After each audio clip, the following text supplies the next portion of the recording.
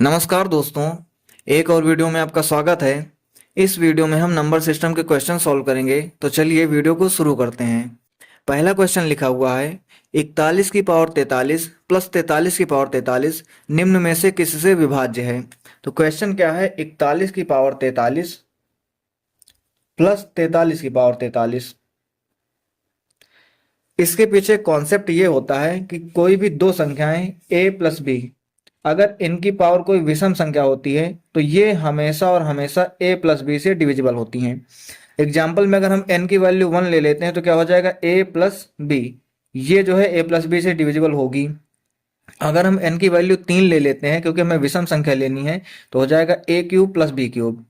इसको हम लिख सकते हैं a प्लस बी एक ब्रैकेट में, अगर तोड़ेंगे इसको और दूसरे ब्रैकेट में हो जाएगा a square plus A B और प्लस का बी स्क्वायर। और ये भी हम देखते हैं क्या है कि a प्लस बी से डिविजिबल है। ऐसे ही पावर अगर हम और ज्यादा लेंगे, कोई भी और पावर लेंगे तो a प्लस बी से डिविजिबल होगी। यहाँ पर भी हम देखते हैं कि दोनों में जो है विषम पावर है तो ये भी a प्लस बी से डिविजिबल होगी। 41 प्लस 43 अगर हम करेंगे तो कितना आ जाएगा, 84।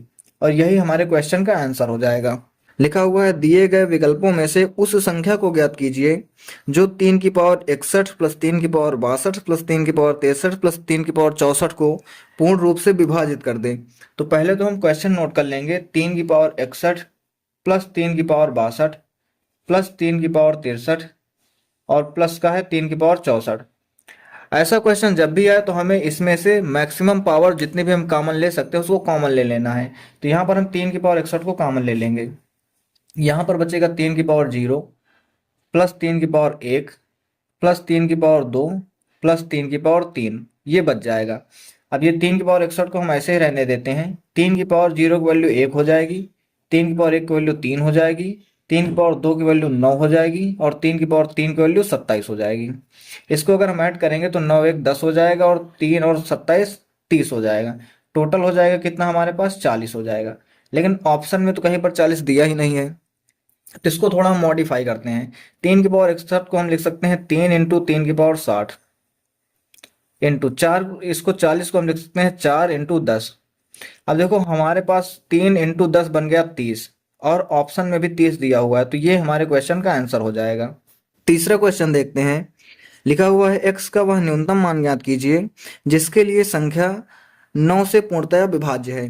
पहले हम संख्या लिखेंगे 23 46 x और 45। संख्या क्या है, 23 46 x 45।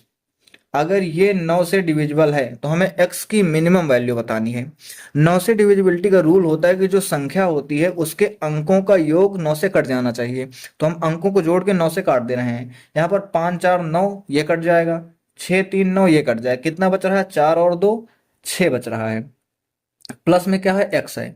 अब 6 प्लस x हमें 9 से डिवाइड करना है। इसके लिए x की मिनिमम वैल्यू क्या होनी चाहिए, तो 6 में हम कितना जोड़ देंगे, 6 में हम अगर 3 जोड़ दे रहे हैं तो ये 9 बन जाएगा और 9 से पूरी तरह से कट भी जाएगा। तो हमारे क्वेश्चन का ये आंसर हो जाएगा।